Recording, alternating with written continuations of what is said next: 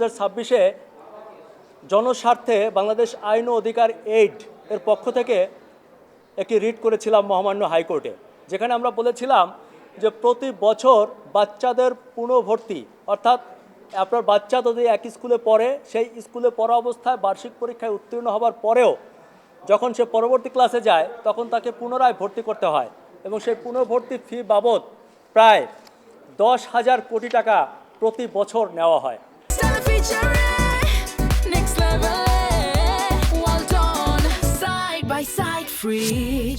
আপনারা জানেন যে বাংলাদেশের অধিকাংশ মানুষ মধ্যবিত্ত, নিম্ন মধ্যবিত্ত এবং তাদের সবার আবেগের জায়গা হচ্ছে সন্তান। আর এই সন্তানকে মানুষ করতে গিয়ে এভাবে শুধু ভর্তি ফি না, পুনর্ভর্তি ফি না, শুধু এই যে ফিগুলো বাদেও এছাড়াও উন্নয়ন ফি, বিল্ডিং ফি, এসি ফি, ফ্যান ফি, রিলেশন ফি এবং অনেক ফি আছে যেটা বাচ্চাদের উপর বর্তায় না, স্কাউট ফি, লাইব্রেরি ফি, যেগুলোর কোনো কার্যকারিতা নাই। এরকম বিভিন্ন অজুহাতে প্রায় 10,000 কোটি টাকা প্রতি বছর নেওয়া হয়, যেটি সম্পূর্ণ অবৈধ। সেটি বন্ধ করার জন্য আমরা মহামান্য হাইকোর্টে রিট করেছিলাম, যে রিটে আমরা শিক্ষা মন্ত্রণালয়ের সচিব, উপসচিব, সহকারী সচিব এবং প্রাথমিক ও গণশিক্ষা মন্ত্রণালয় এবং মাধ্যমিক ও উচ্চ মাধ্যমিক শিক্ষা বোর্ডের পরিচালককে আমরা বিবাদী করেছিলাম। তাদেরকে মহামান্য হাইকোর্ট নোটিশ পাঠিয়েছিল। সরকারের পক্ষ থেকে, মন্ত্রণালয়ের পক্ষ থেকে আমাদের সাথেও যোগাযোগ করা হয়েছিল।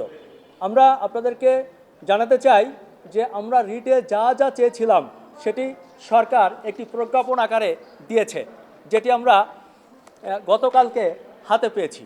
এই প্রজ্ঞাপনটির নাম হচ্ছে শিক্ষা প্রতিষ্ঠানের আর্থিক স্বচ্ছতা ও জবাবদিহিতা সংক্রান্ত নীতিমালা 2026।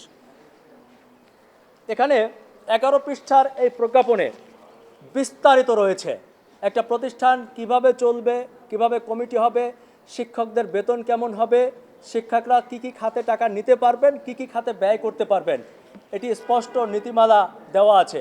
শিক্ষা প্রতিষ্ঠানের যদি গ্রামে হয় সেটির বেতন কত হবে, যদি মফস্বলের কোনো শহরে হয় কত হবে, যদি সিটি কর্পোরেশনে হয় কত হবে, যদি ঢাকা চট্টগ্রাম হয় তাহলে বেতন কত হবে, সেটিও এখানে নির্দেশনা দেওয়া আছে। শুধু তাই না, আপনাদেরকে একটু যদি একটা লাইন পড়ে শোনাই, এখানে 5-এর ধারায় সরকার স্পষ্ট ঘোষণা করেছে কোনো প্রতিষ্ঠানে ভর্তিরত কোনো শিক্ষার্থীর নিকট থেকে কোনো ক্রমেই পুনর্ভর্তি ফি নেওয়া যাবে না। তবে টিউশন ফি নীতিমালা অনুযায়ী টিউশন ফি গ্রহণ করা যাবে। এই টিউশন ফি বলতে বোঝানো হয়েছে প্রতি মাসে আমরা যে বেতনটি দেই। আমাকে অনেকে বলছেন যে এই যে সরকার স্বচ্ছতা জবাবদিহিতা একটা নীতিমালা করলো, এটি কি সবাই মানবে? সরকারও সেটি ধারণা করেছিল যে এটি সবাই মানবে কি মানবে না, যার কারণে ভিতরে আরও কিছু কঠোর নিষেধাজ্ঞা দেওয়া আছে।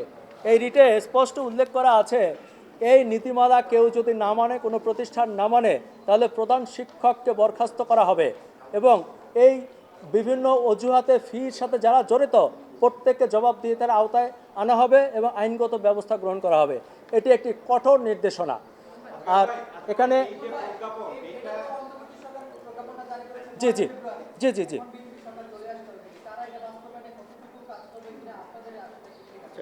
জি জি আমরা আপনাদেরকে জানাতে চাই যে এটি অন্তর্বর্তীকালীন সরকার দিয়ে গেছে। এখন প্রশ্ন হচ্ছে যে এই সরকার বাস্তবায়ন করবে কিনা সেটা তো আমরা জানি না, তবে আমরা খুবই আশাবাদী এবং আমরা দেখেছি যে বর্তমান সরকারের একজন শিক্ষামন্ত্রী হয়েছেন যার রেপুটেশন অত্যন্ত ভালো এবং আমরা তাকে সজ্জন ব্যক্তি হিসাবে চিনি। ইতিপূর্বে আমরা তার অনেক ভালো পারফরমেন্স দেখেছি। আমাদের বিশ্বাস এবং আমাদের অনুরোধ যে জনাব এহসানুল হক মিলন সাহেব আমাদের সাথে থাকবেন এবং এই যে সরকারি প্রজ্ঞাপন এটি যথাযথ বাস্তবায়নে খুবই স্মার্ট লোক সে এবং সে পারবেন, আমরা আশাবাদী। জি, আমরা সেটা মনে করি, কারণ আমাদের এই রিটের পরে সোশ্যাল মিডিয়া এবং মিডিয়া ব্যাপক প্রচারণা হয়েছে। আপনারা আমাদের সাথে ছিলেন, বিভিন্ন জায়গায় সেমিনার হয়েছে, সভা সমাবেশ হয়েছে এবং আমরা মনে করি যে এটা কার্যকরী ভূমিকা রেখেছে। আচ্ছা, এবার বলে আমাদের আইনজীবী আছে, আইনজীবী একটু কথা বলবেন। আচ্ছা, এইটার মূল সূত্রপাত হলো 19/11/2025 তারিখে স্কুলে যে এডমিশনের একটা সার্কুলার হয়,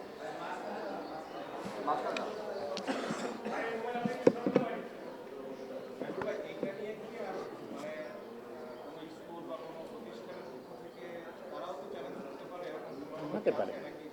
হতে পারে। আমি একটু সিরিয়ালি বিষয়টা জানি যে 19/1/2000 তারিখে স্কুলে ভর্তির জন্য একটা সার্কুলার হয়। সেই সার্কুলারে একটা কলাম ছিল 10.5-এ যে পুনর্ভর্তি ফি নেওয়া যাবে না, কিন্তু এটা ম্যান্ডেটরি ছিল না, এটা ছিল ভর্তির একটা শর্ত। এখানে গভর্নমেন্টের কোনো নীতিমালা ছিল না। পরবর্তীতে 10/1/2026 তারিখে দৈনিক ইত্তেফাক পত্রিকা একটা রিপোর্ট প্রকাশিত হয়, যেখানে বলা হয়েছে পুনর্ভর্তি ফির নামে এবছর 2 কোটি টাকা আদায়। আমরা 2 কোটি টাকা, হ্যাঁ। তো আমরা আইন অধিকারের পক্ষ থেকে আমাদের এই যে যিনি নির্বাহী সম্পাদক আলী আসগর ইমন এবং এই সুজন মাহমুদ, এরা ডিপোনেন্ট হয়ে একটা রিট পিটিশন দায়ের করি, যেটা নাম্বার ছিল 1356/2026, তারিখ ছিল 25/1/2026। কিন্তু এই বিষয়টা আপনাদের মানে এত ভালো পার্টিসিপেশন ছিল, যেটা আপনার মানুষের রুট লেভেলে আপনারা পৌঁছে নিয়ে গেছেন।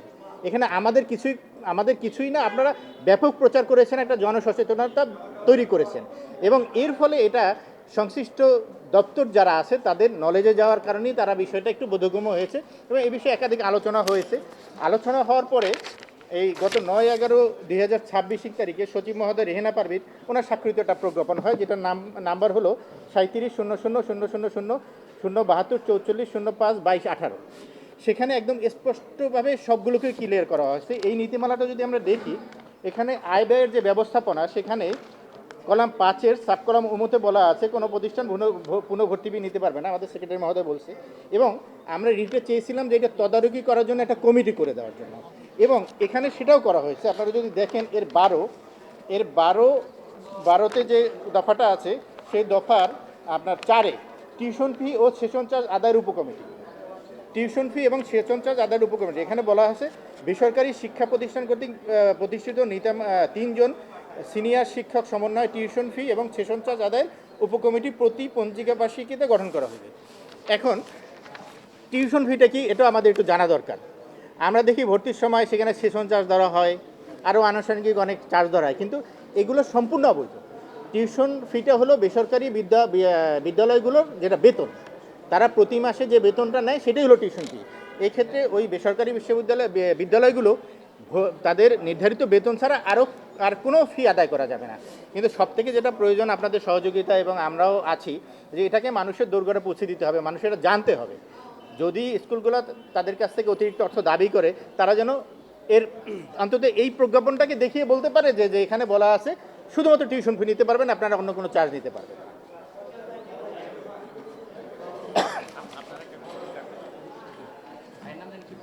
সাইফুল